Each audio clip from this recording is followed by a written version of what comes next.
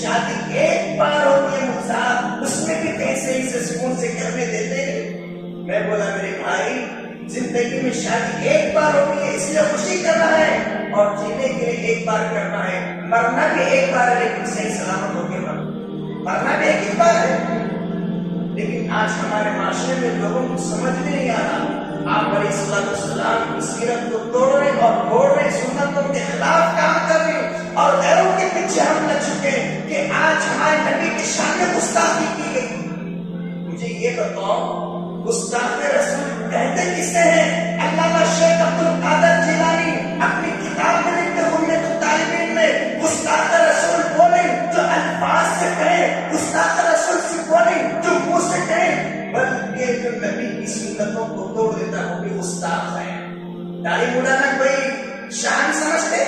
داڑھی مڈانا بھی گستاخ رسول ہے۔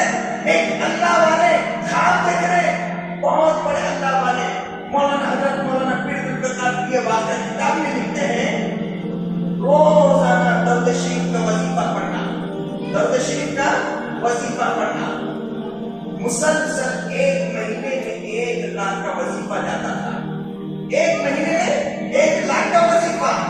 اللہ کی شان کچھ مہینے نہیں گزرے آپ علیہ السلام کی زیارت نصیب ہو گئی۔ کہو سبحان اللہ۔